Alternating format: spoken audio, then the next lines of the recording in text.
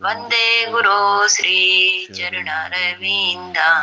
निकुञ्जयोनरतिकेलिसीथै न्यायलिलिभ्योरिर्पेक्षणीय तत्रादिदाक्षादतिवल्लभास्य वन्दे गुरो श्रीचरणारविन्दं साक्षात् धृत्वेन समस्ते शास्त्रे उक्तस्य तथा भाव्यत एव सद्भिः किन्तु परभोर्या प्रियैव तस्य वन्दे गुरो श्रीचरणारविन्दम् यस्य प्रसाद भगवत्प्रसादो यस्य प्रसादन गति कुतोऽपि ध्यायेन संसो तस्य यस्य त्रिसन्ध्यं वन्दे गुरो श्रीचरणारविन्दं वन्दे गुरो श्रीचरणारविन्दं। जगद्गुरु श्रील प्रभुपाद की।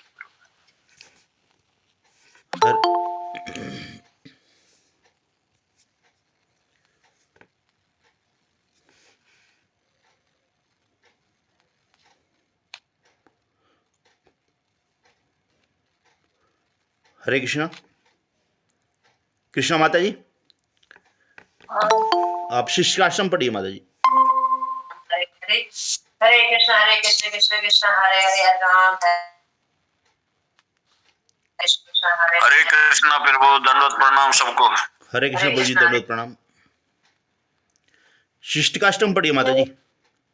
दर्पण मार्जनम भवमादावाग्नि निर्वापनम शैर्यकेर चंद्रिका वितरणम विद्यावधु जीवनम आनंदम बुद्धिवर्धनम प्रतिपदम पूर्णमृत सवादनम सर्वातम संपन्नम परम विजेता श्री कृष्ण संकीर्तनम नाम नाम कारी बहुधा निसर्व शक्ति सत्रा पीर्ता नियमित सिमरण न काली है एतादशी तव कृपा भगवान ममापि दुदेवमी दीर्षमि आजनि नानुराग है तीर्णादपि सुनिचन तरोरपि सहिष्णुना अमानिना मानिदेन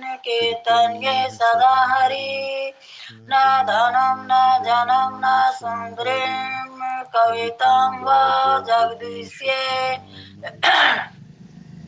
जगदीश्ये काम्ये मां जन्मनि जन्मनि सौरे भवताद भक्तिरहेतु की तवै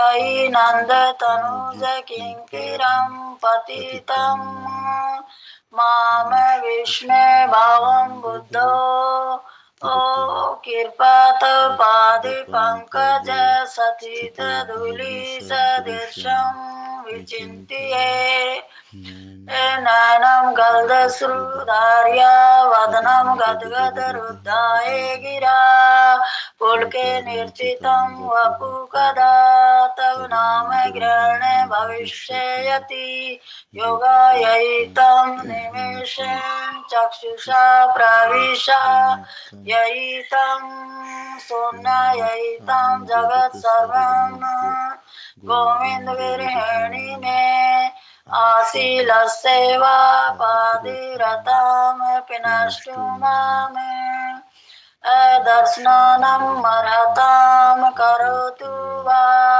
यथा तथा वा विदधातु लम्पटो मत प्राणेनाथ सतु स यवना पर।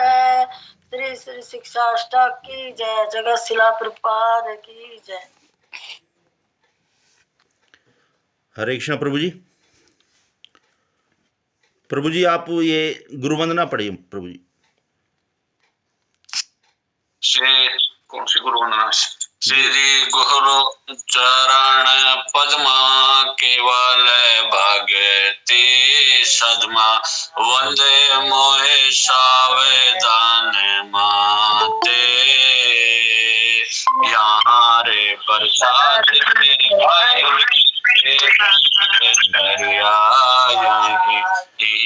कृष्ण प्राप्ति होए यहाँ होते श्री गुरु मुख पद्मा वाक्या चित तय करियाए क्या आर ना करिए मन आशा श्री गुरु चरण रति ऐसे उत्तम गति ये प्रसाद पूरे सवर आशा चक्षुदान दिलो यही जन्मे जन्मे फिर वो से ही दिव्य ज्ञान हृदय प्रकाशिता गुमती जहाँ होते अविताए नाश होते वेद गाय यहाँ रे चरिता श्री गुरु करुणा सिंधु वाता में जनार बंधु लोके नाथ लोके रे जीवाना हाँ फिर वो करो दया देव मोरे पद छाया वे घोषा के फिर बोला फिर वो पाद पति तो पावना गुरुदेव ले लो शरणा भगवत पदा भगवत पदा भगवत पदाय शिव भगवत पदाय गुरुपाद प्रभुपाद जय शिला प्रभुपाद जय गुरुदेव गुरुदेव गुरुदेव जय जय गुरुदेव हरि बोल हरि बोल हरि बोल हरि बोल हरे कृष्ण प्रभु जी हरे कृष्ण। हरे कृष्ण। हरे कृष्ण माता जी, आप 10 नंबर नाम अपराध पढ़ दीजिए माता जी।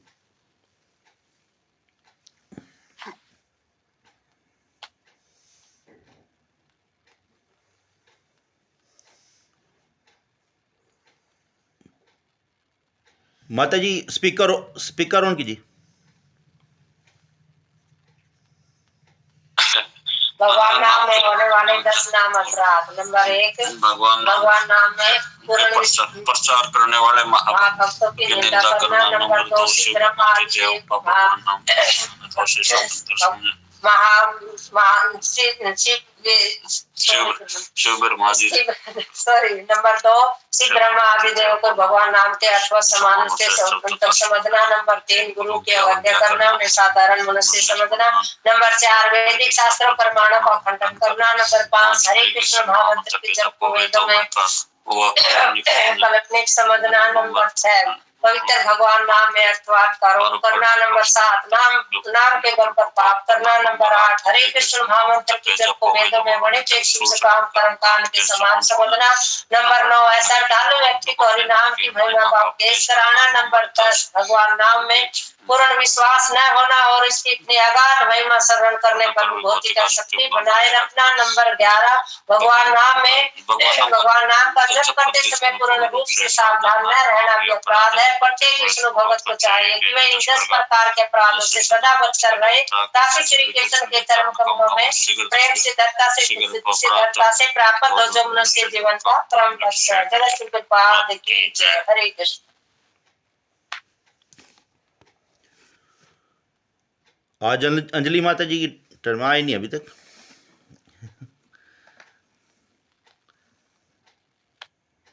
तो हम ही शुरू करें प्रभु जी, माता जी है ना। तो चलो मैं पढ़ता हूँ आज ना।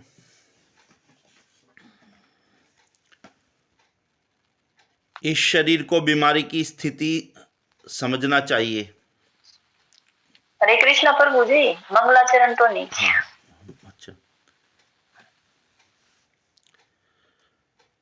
ओम अज्ञानतिमिरान्धस्य ज्ञानाञ्जनशलाकया चक्षुरुन्मीलितं येन तस्मै श्री गुरुवे नमः। श्री चैतन्य मनोभीष्टं स्थापितं येन भूतले स्वयं रूपः कदा मह्यं ददाति स्वपदान्तिकं। वन्देऽहं श्रीगुरोः श्रीयुतपदकमलं श्रीगुरून् वैष्णवांश्च श्रीरूपं साग्रजातं सहगण रघुनाथान्वितं तं सजीवं साद्वैतं सावधूतं परिजनसहितं कृष्ण चैतन्य देवं श्री राधा कृष्ण पादान् सहगण ललिता श्री विशाखान्वितांश्च। हे कृष्ण करुणा सिंधो दीनबंधो जगतपते गोपेश गोपिका कांत राधा कांत नमोस्तुते। तप्त कांचन गौरांगी राधे वृंदावनेश्वरी वृषभानुसुते देवी प्रणमामि हरिप्रिये। जय श्री कृष्ण चैतन्य प्रभु नित्यानंद श्री अद्वैत गदाधर श्रीवासादि गौर भक्त वृंद। हरे कृष्ण कृष्ण कृष्ण हरे हरे, हरे राम राम राम हरे हरे। नमो विष्णुपादाय कृष्ण प्रेष्ठाय भूतले श्रीमते भक्ति वेदांत स्वामिनीति नामिने। नमस्ते सारस्वते देवे गौरवाणी प्रचारिणे निर्विशेष शून्यवादी पाश्चात्य देश तारिणे।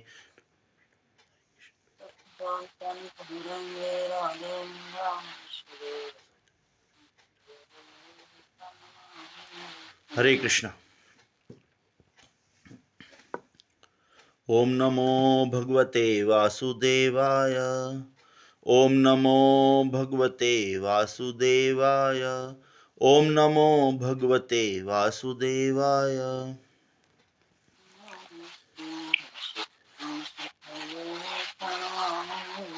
इस शरीर को बीमारी की स्थिति समझना चाहिए। बीमार व्यक्ति ठीक से आनंद नहीं उठा सकता। उदाहरण के लिए पीलिया से पीड़ित व्यक्ति को चीनी कड़वी लगेगी, परंतु स्वस्थ व्यक्ति उसके मीठेपन का स्वाद ले सकता है। दोनों स्थितियों में चीनी तो वही है, लेकिन हमें अपनी स्थिति के अनुसार उसके स्वाद अलग लगते हैं।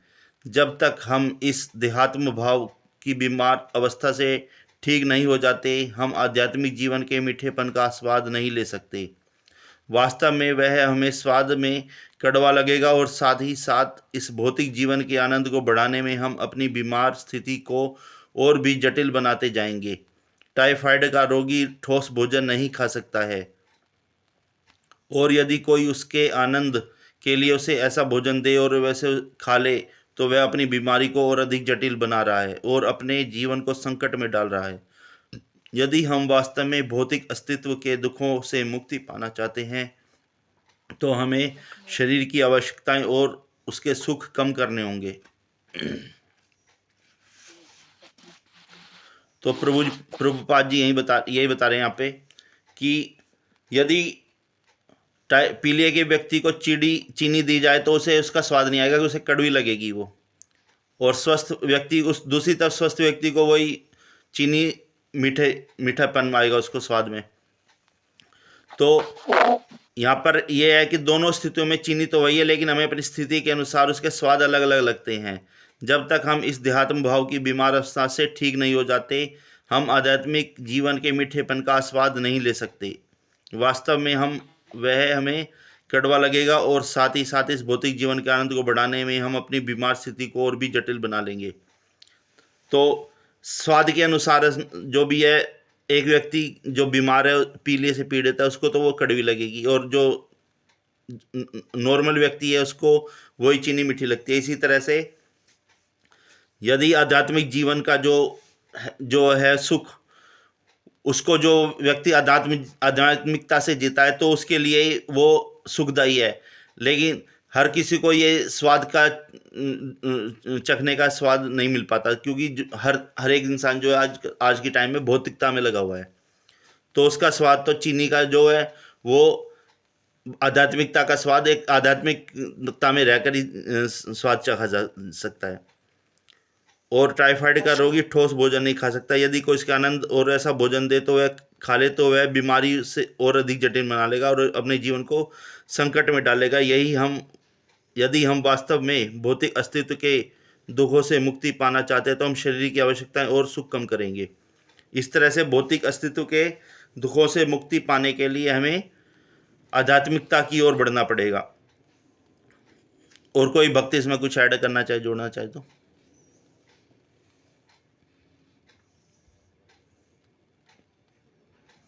हरकेश माता जी, आप कुछ बोलना चाहें? हरे कृष्णा। फिर बुद्धि आप सही बता रहे हो कि जो कोई भौतिक संसार में लिपित है वो इस आध्यात्मिक ज्ञान को नहीं समझ सकता, इसका रस नहीं प्राप्त कर सकता। और जो कि ये रोगी बताया है, ये जटिल रोगी बताया है, बाकी ये मतलब ये अच्छा खाना नहीं खा सकता, इसको तो वैसा ही खाना दिया जाएगा, कम तले हुए वैसा ही। और जो कि ज्यादा वैसा खाएगा तो ये बीमार हो जाएगा। तो ये वही है कि जो इंसान संसार में लिप्त है वो भगवान की तरफ बढ़ना ही नहीं चाहता, उसको समझना ही नहीं चाहता। अरे पीढ़िया का रोगी है ये, तो चीनी तो वही है, देखो उसको कहीं से भी चीनी तो चीनी है, वो मिट्टी होती है, उसका स्वाद हमेशा मिठा ही है।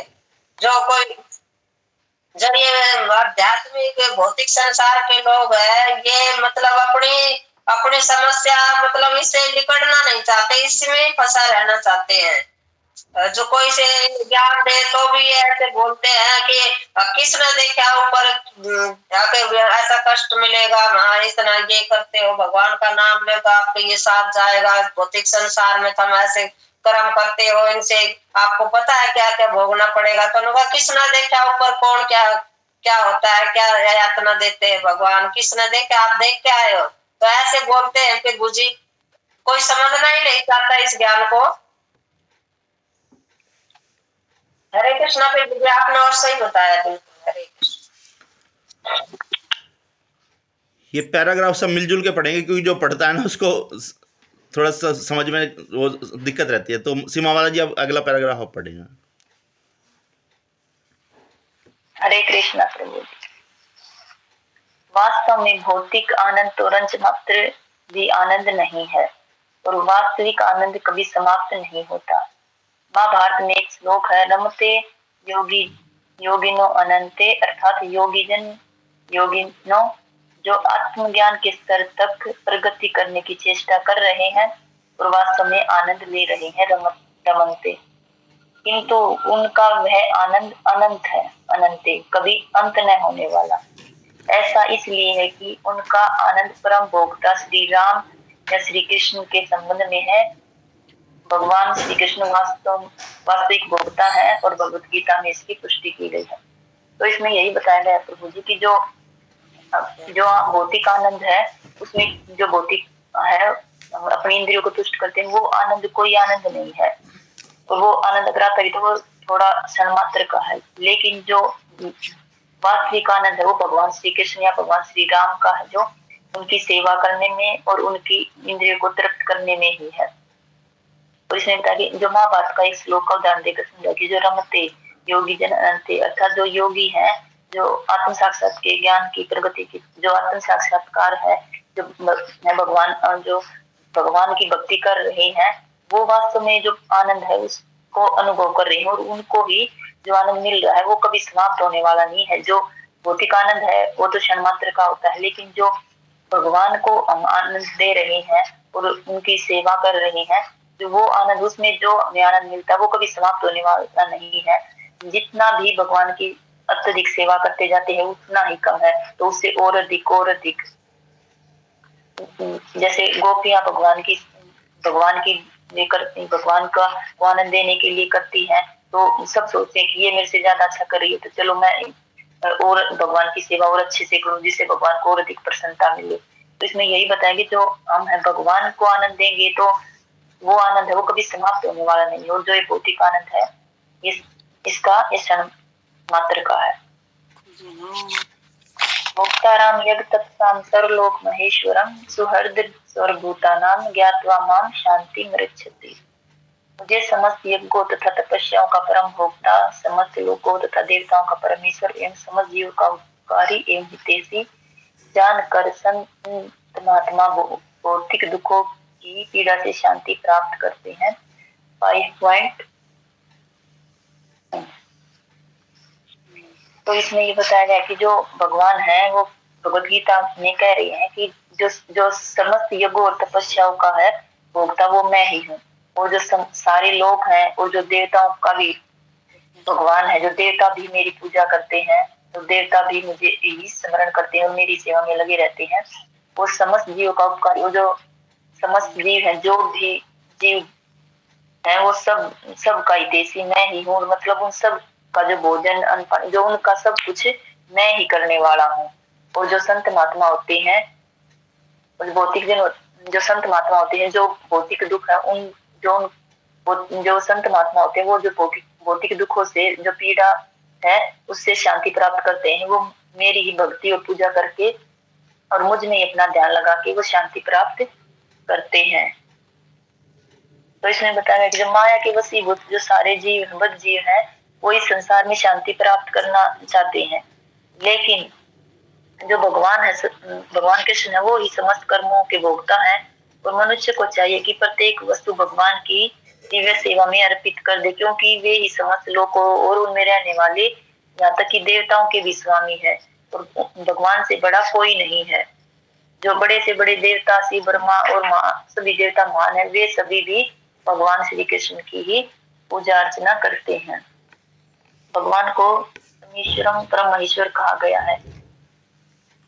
जो माया के वशीभूत होकर सारे जिस सर्वत्र अपना प्रभुत्व जताना चाहते हैं, लेकिन वास्तविकता तो यह है कि सर्वत्र भगवान की। जो माया है, जो हम सभी हैं, वो माया के वशीभूत होकर ये सब कर रहे हैं। अपना हम इस संसार में अपना प्रभुत्व जमाने की, मतलब हम भी सबके ऊपर, जैसे भगवान है, सब भगवान ही सबके ऊपर है, सबसे बड़े हैं, तो हम भी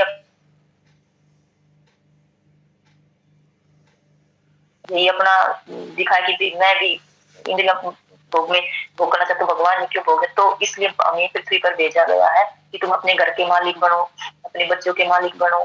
तो ये सब इसमें बताया कि इनसे ऊपर है, वो सबसे ऊपर भगवान श्री कृष्ण ही है। हरे कृष्ण। प्रभु जी आगे पढ़ो प्रभु जी। हाँ, इसी में इस श्लोक, इस पैराग्राफ में पहले वाले में ये बताया कि जो भौतिक सुख होते हैं वो थोड़े समय के लिए रहते हैं। जैसे कि कोई बंगला गाड़ी ले ले, कोई घर बना ले अपना, कोई उसकी ज़िंदगी में कोई सुख आ जाता है या कुछ भी आ जाता है, जो अपने उसको कमाने के लिए जो इंसान लगा हुआ है, वो उसका जो सुख है वो थोड़े टाइम के लिए रहता है। लेकिन जो आध्यात्मिक सुख है, जो भगवान कृष्ण को प्राप्त करने के लिए जो हम कृष्ण भावनामृत में लगे हुए हैं, उसका जो सुख मिलता है वो लंबे समय तक रहता है। तो उसमें यही कहा गया है कि भौतिक सुख जो है वो थोड़े टाइम के लिए रहता है, उसका हम ज़्यादा लंबे टाइम तक आनंद नहीं उठा सकते। लेकिन जो भगवान श्री कृष्ण जो परम भुक्ता हैं, यदि हम उनकी भक्ति करें और उनकी सेवा में लगे रहें, तो जो उसका आनंद हमें प्राप्त होगा वो एक चिर समय तक रहेगा। जैसा कि कल भी हमने पढ़ा था कि जो इस जीवन में, जो इस जन्म में भक्ति कर रहा है, उसको अगले जन्म में आगे से शुरू करने को मिलेगा। लेकिन जो भौतिक सुख है वो उसकी मृत्यु के साथ ही सब समाप्त हो जाते हैं। और दूसरे श्लोक में ये जो इसमें श्लोक का जो अर्थ लिखा है, इसमें सभी यज्ञों और तपस्याओं का परम भुक्ता भगवान श्री कृष्ण को समझना चाहिए, जो कि सभी, उसमें भगवद गीता में भी लिखा है कि सभी यज्ञों और तपस्याओं का परम भुक्ता मैं ही हूँ। तो समस्त लोकों और देवताओं का परमेश्वर, समस्त जीवों का उपकारी और हितैषी जानकर संत महात्मा भौतिक सुखों की पीड़ा से शांति प्राप्त करते हैं। जो यज्ञ और तपस्याएं की जाती हैं वो भी भगवान कृष्ण को ही निमित्त मानकर कि हम उनको ही अर्पित कर रहे हैं, यही तभी वो सफल भी हो पाती हैं। और परम भोक्ता भगवान श्री कृष्ण को ही के ही निमित्त मात्र की जाती हैं वो। हरकेश माता जी आप पढ़िए नेक्स्ट जो ना।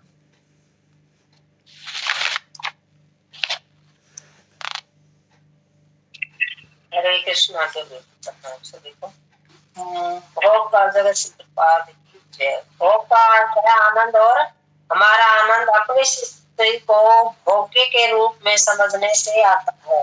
वास्तविक भोक्ता परम भगवान है और हम उनके द्वारा भोगे जाते हैं। इस संबंध का एक उदाहरण भौतिक संसार में पति और पत्नी के बीच पाया जा सकता है। पति भोक्ता है अर्थात पुरुष है, और पत्नी भोग्य अर्थात प्रकृति है। स्त्री शब्द का अर्थ है कि स्त्री।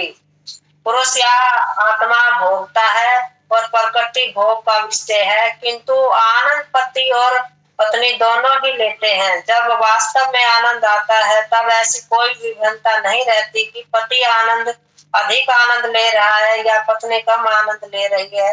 यद्यपि ही पुरुष भोगने वाला है और स्त्री भोग्य है, परंतु जब आनंद आता है तब कोई भिन्नता नहीं रहती। व्यापक की दृष्टि से देखने से कोई भी जीव भोगता नहीं है। भगवान इसको यही बता रहे हैं, पत्नी जगत से कृपात पत्नी का उदाहरण देके भी समझा रहे हैं। आगे जो कि पुरुष है वो भोगता है।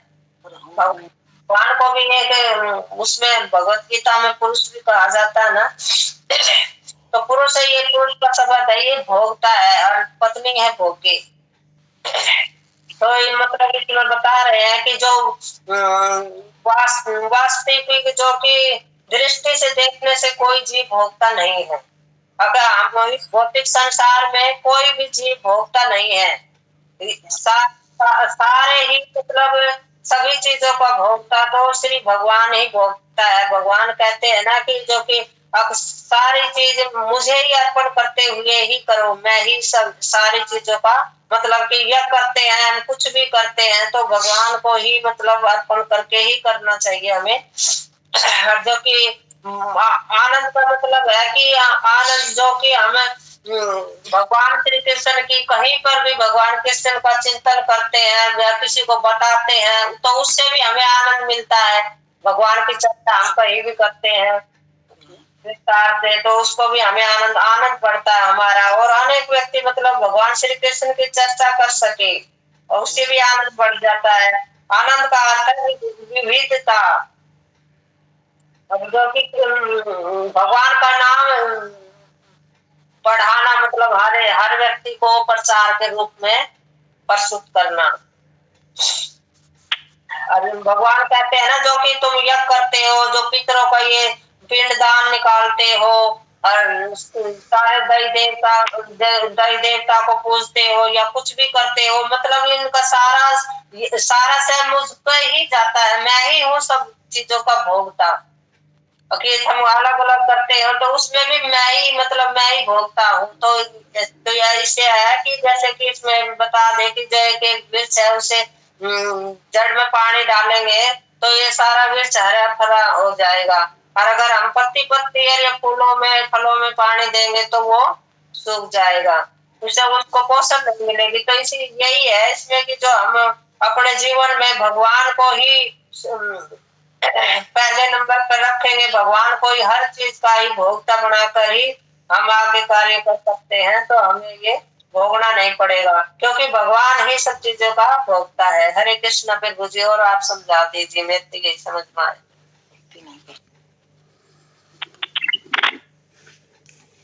इसमें यही बताया कि भगवान जो है वो परम भोक्ता है और हम उनके द्वारा भोगे जाने वाले जो प्रकृति के अंदर आने वाले उनकी जो भोग्य वस्तु हैं, जैसे प्रकृति भोग्य है उनके जो द्वारा जो है, और प्रकृति के अंदर ही हम आते हैं। तो हर जीव जो भी इस धरा पे है वो सब भगवान के द्वारा भोगा जाने वाला है। तो जिस प्रकार एक दोनों आनंद लेते हैं, जो भोगता है वो आनंद लेता है तो भोग्य को भी उतना ही आनंद मिलता है उसके अंदर। तो हम भी यदि हम भगवान हमारा भोग कर रहे हैं, हम हर जीव का भोग कर रहे हैं, तो उस हर जीव को भी उतना ही आनंद आता है जितना कि भगवान को आता है। यदि हम पूरी निष्ठा और भाव से भगवान की सेवा करें और भगवान को उस भोग करने में सहयोग प्रदान करें और भगवान को ही निमित्त मान करके हम सब कार्य करें, तो भगवान को तो आनंद आएगा ही आएगा और साथ ही साथ हम सबको भी उतना ही आनंद मिलेगा क्योंकि हम सब उनके ही अंश हैं। हम उनके अंश, हम भी चेतना में है ना, फिर चेतन तो भगवान ही है। हमारे अंदर जो आत्मा है वो भगवान की है, चेतना के अधीनस्थ। हाँ माता जी। और जो वास्तविक आनंद है वो यही है कि भगवान जो परम भोक्ता है उनको भोग करने में हम सहयोग दें। उनको सहयोग कैसे कर सकते हैं कि भगवान को भोग लगाना, भगवान को जो भी हम घर में चीज़ लाते हैं वो भोग लगा के करनी चाहिए। कोई भी वस्त्र लाते हैं एक बार भगवान के आगे जरूर रखना चाहिए। कोई भी हम काम करते हैं भगवान को ध्यान में रख के करना चाहिए कि हे भगवान आपने ये सब काम किया है। कोई भी नई वस्तु लाते हैं वो भगवान को ही ध्यान में रख के इस्तेमाल करनी चाहिए, भगवान को भोग लगाना चाहिए। तो हर एक काम में हम भगवान को ही धन्यवाद करना चाहिए कि भगवान ये सब आपने ही दिया है, आपकी वजह से ही है। तो हमें भी उतना ही आनंद मिलेगा जब हम उसका भोग करेंगे, तो क्योंकि हम भगवान के ही अंश हैं। और व्यापक दृष्टि से देखने में कोई भी जीव भोगता नहीं है, कोई भी जीव भोगता नहीं है। यदि कोई सोचता है कि मैं भोगता हूँ तो कोई भी इस तरह से वो गलत सोचता है, क्योंकि हम तो यहाँ पे भगवान के अंश हैं। जो वास्तविक ज्ञान है वो यही है कि भगवान का अंश है हम, और हम भोगता नहीं है, भगवान ही परम भोगता है, और उनको भोग करने के लिए, हमें सहयोग करने के लिए हम यहाँ पे आए हैं। कोई और भक्त कुछ ऐड करना चाहे, बताना चाहे?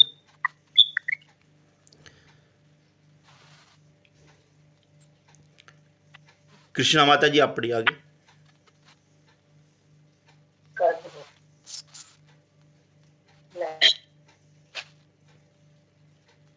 श्री भगवान अनेक अंशों में विस्तारित हुए और हम उन्हीं में से एक अंश हैं। भगवान एक और अद्वितीय हैं, परंतु उन्होंने आनंद की अनुभूति के लिए अनेक रूपों में विस्तारित होने की इच्छा की। हमें अनुभव है कि एक कमरे में अकेले बैठे अपने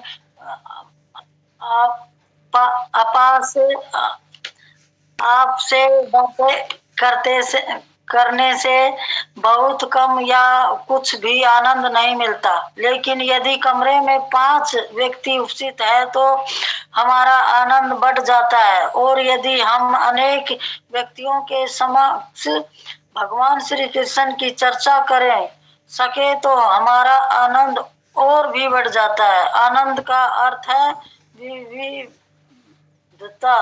भगवान अपने आनंद के लिए अनेक में विस्तारित हुए और इसी प्रकार हमारी स्थिति उन्हें आनंद देने वाले की है। यही हमारा वैधानिक स्वरूप है और यही हमारे सृजन होने का उद्देश्य है। आनंद का भोक्ता और भोग्य दोनों ही चेतना युक्त हैं, परंतु भोग्य की चेतना भोक्ता की चेतना के अधीनस्थ है।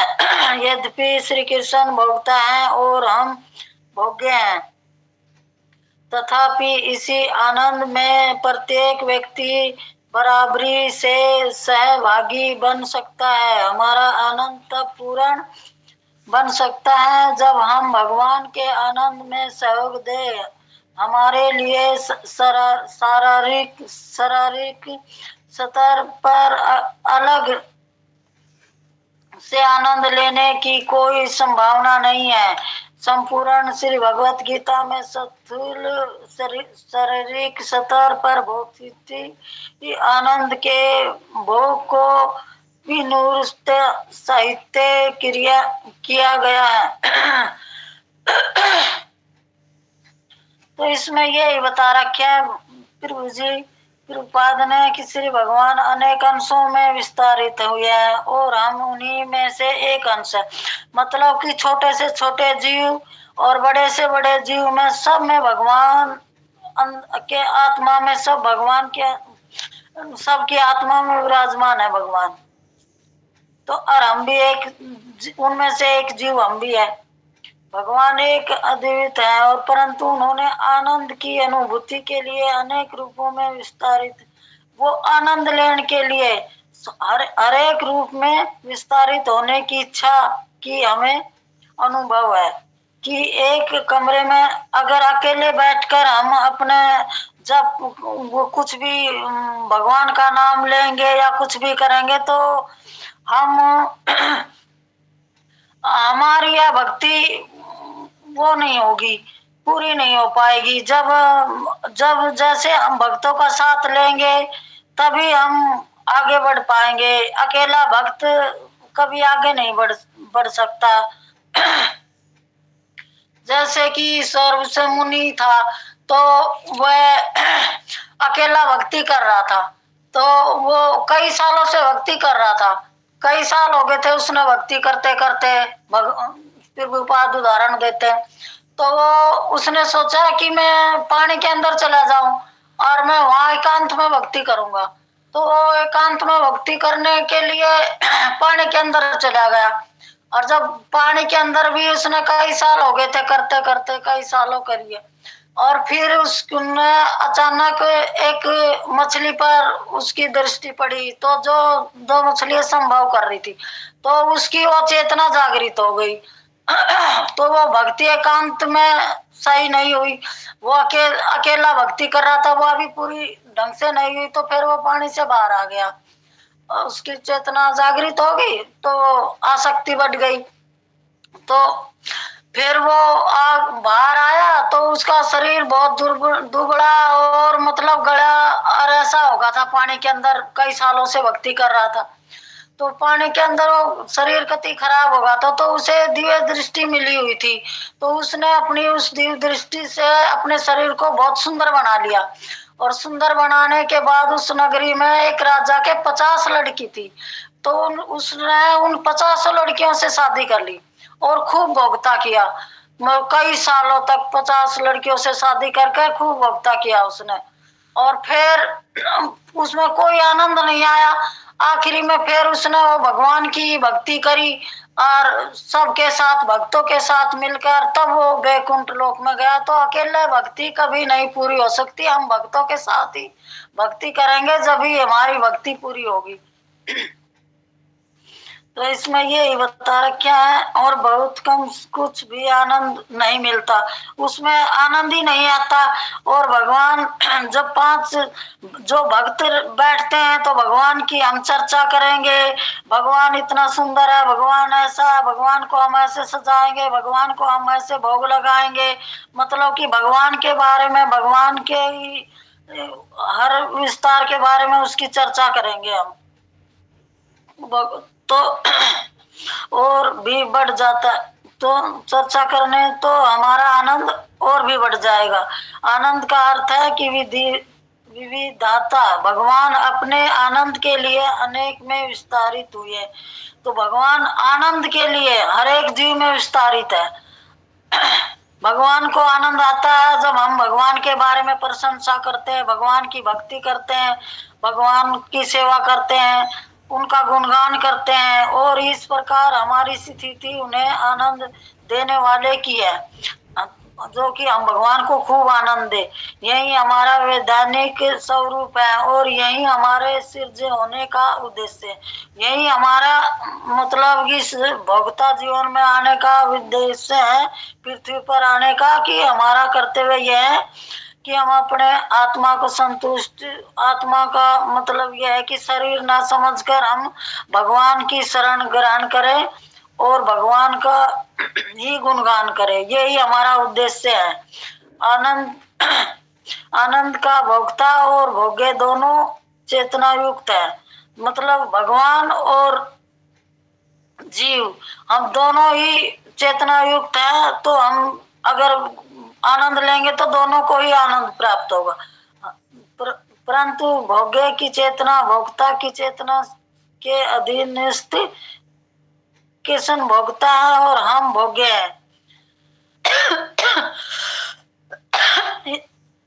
तथापि इस आनंद में प्रत्येक व्यक्ति बराबरी से सहभागी बन सकता है। तो भगवान को भी आनंद आएगा जब हम भगवान का गुणगान करेंगे, भगवान की भक्ति करेंगे, और हमको भी आनंद आएगा। तो हम भी बराबर के भागीदार बन सकते हैं। अगर हम भगवान की भक्ति करेंगे, भगवान का गुणगान करेंगे, तो हमारा आनंद तब पूर्ण बन सकता है। हमारा आनंद भी जब ही पूर्ण होगा जब भगवान का नाम लेगा, जब हम भगवान के आनंद के सहयोग दे। और हमारे लिए शारीरिक स्तर पर अलग से आनंद लेने की कोई संभावना नहीं है। जैसे कि हम शरीर समझ के, आत्मा ना समझ के, शरीर समझ के भोगता आनंद करेंगे, भौतिक संसार वाला, तो वो आनंद नहीं है। वो आनंद कोई आनंद नहीं है, वो ना, वो संभव नहीं है। तो ऐसा आनंद नहीं में कोई सुख नहीं है। हमने अलग से अगर कोई आनंद लेना की कोशिश संभव नहीं है वो। तो हमने सिर्फ भगवान की शरण ग्रहण करनी चाहिए, उसी में हमने आनंद मिलेगा। संपूर्ण श्री भगवत गीता में स्थूल शारीरिक स्तर पर भौतिक आनंद के भोग को निरुस्त साहित्य किया गया है। तो यही बताया गया है भगवत गीता में भी। शारीरिक शरीर, जो शरीर की भोगता आनंद के भोग है, वो कभी सुख देने वाला नहीं है। सुख तो हमें भगवान की भक्ति करेंगे तभी हमें ये सुख मिलेगा। और फिर जी आप बता दो। तो यहाँ पे इसमें पैराग्राफ में यही बताया कि हम सभी जीवों के अंदर भगवान विद्यमान है, जो चाहे कोई छोटे से छोटा परमाणु है और बड़े से बड़ा हाथी है, उसके अंदर सब में भगवान ही परमात्मा रूप में बैठे हुए हैं। तो भगवान की जब आनंद लेने की जब इच्छा होती है तो वो भगवान जो है यहाँ धराधाम पे आते हैं। जैसे कि चैतन्य महाप्रभु एक भक्त बन करके यहाँ पे, जब उनकी इच्छा हुई कि मैं एक भक्त का, जब वो कहते हैं कि मैं, भगवान कृष्ण कहते हैं कि मैं भक्तों को जो हृदय है उनको कैसे समझूं, तो राधा रानी कहती हैं कि आप एक भक्त बनकर ही भक्त की भावनाओं को समझ सकते हैं, भगवान बन के नहीं समझ सकते। तो वो यहाँ पर भक्त बन करके आए हैं, चैतन्य महाप्रभु आते हैं और उन्होंने भक्त बनकर ही सारे जो उनके भक्त की जो इच्छाएं हैं उनको समझा कि भाई क्या एक भक्त की इच्छाएं क्या होती है, भक्त की जो भावनाएं होती है वो क्या होती है। तो आनंद लेने के लिए वो चैतन्य महाप्रभु के रूप में आए थे। इसी तरह भगवान की जब इच्छा हुई कि मैं भी आनंद लेना चाहता हूँ, तो यहाँ पे पृथ्वी पर वो जीवों के रूप में, परमात्मा के रूप में आते हैं सबके जीव हृदय में। और जैसे कि यहाँ पे बताया गया, प्रभुपाद उदाहरण देके समझा रहे कि एक अकेला व्यक्ति आनंद नहीं उठा सकता। जब कोई 5 आदमी एक कमरे में बैठते हैं और आपस में चर्चा करते हैं तो वो आनंद आपस में बट जाता है। इसी तरह से कहते हैं कि भक्तों का संग जो है वो बहुत ज़रूरी है। जब भक्तों का संग मिलता है और भक्त जो है सब मिलकर भगवान की चर्चा करते हैं, उनके नाम, रूप, गुण और लीलाओं के विषय में सुनते हैं और बोलते हैं, तो वो आनंद कई गुना बढ़ जाता है। जब और उस आनंद से ना केवल भगवान प्रसन्न होते हैं, भक्त भी उतने ही प्रसन्न होते हैं जितने कि भगवान। कहा गया ना कि पिछले श्लोक में, कि इसमें पिछले पैराग्राफ में, कि भोक्ता और भोग्य दोनों ही बराबर का आनंद उठाते हैं। तो भगवान को जितना आनंद अपने नाम, रूप, गुण और लीलाओं को सुनने में आता है, भक्त उनकी चर्चा करने में भी उतना ही आनंद लेते हैं। इसलिए जो हम सेंटर में जाते हैं वहाँ पे भगवान की नाम, रूप, गुण और लीलाओं के बारे में जो वरिष्ठ वैष्णवों से सुनते हैं, आपस में चर्चाएं करते हैं, तो उससे आनंद कई गुना बढ़ जाता है। जो कि एक मनुष्य का जो लक्ष्य है वो भगवान के आनंद में सहयोग करना है, और उसके अंदर ही हमें सहयोग करने से ही हमें खुद भी आनंद मिल पाता है। इसमें ये एक लाइन आई है, संपूर्ण भगवद गीता में स्थूल शारीरिक स्तर पर भौतिक आनंद के भोग को निरुत्साहित किया गया है। तो स्थूल शरीर पे यहाँ पे मतलब जो हमारा शरीर है, जो स्थूल शरीर है, उसको हम अगर समझ करके अपने सुख के लिए भोग करेंगे तो हमें वो आनंद नहीं मिल पाएगा। क्योंकि जो शारीरिक सुख है वो तो केवल ये घर मकान बन के, गाड़ी वगैरह लेने से, जो परिवार है उसको सुख देने में ही लगे रहेंगे, वो जो वास्तविक सुख नहीं है। लेकिन जो आत्मा है हमारी, जो हमारा आत्मा का मुख्य भोजन है, वो भगवान के नाम का गुणगान करना, उनकी लीलाओं का गुणगान करना, श्रवण करना, अधिक से अधिक श्रवण करना, उनके लीलाओं के बारे में सुनना, उनके लीलाओं के बारे में चर्चा करना, यही हमारे जो आत्मा है वो उसका भोजन है, और उससे हमारी आत्मा पोषित होगी। यदि हम स्थूल शरीर के बारे में ये सोचेंगे कि हमें शरीर का पोषण करना है, अच्छा खाना है, अच्छा पहनना है, तो वो एक वास्तविक आनंद नहीं है। वास्तविक आनंद है भगवान की प्रसन्नता, और उस प्रसन्नता को सहयोग देकर के हम खुद प्रसन्न हो सकते हैं। नहीं पहुंच पाते। हरकेश माता जी भी कुछ बोलना चाह रही हैं, बोली माता जी।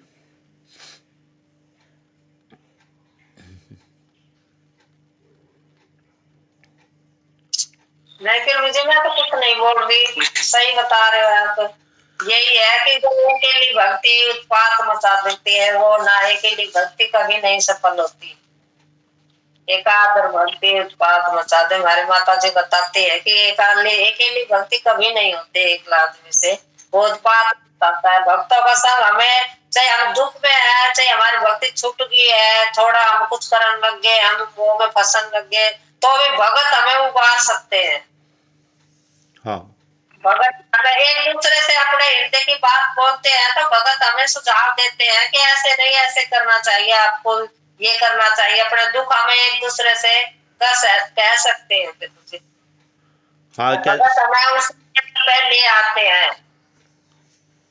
हाँ, ये हरि जैसे के लिए भक्ति करेंगे तो हम कभी सफल नहीं होंगे, क्योंकि उसमें हम अपने आप ही और अपने मन माने ढंग से करेंगे। कभी माला कर रहे हैं, कभी भोग लगा रहे हैं, किसी टाइम आरती कर रहे हैं, तो वो भक्ति नहीं मानी जाती, वो उत्पात ही मचाएगी।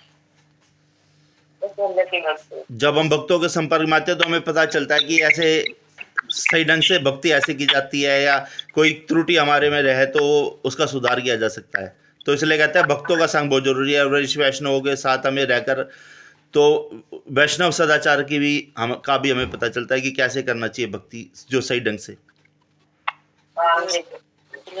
एकांत में रह के भक्ति हो ही नहीं सकती सही से।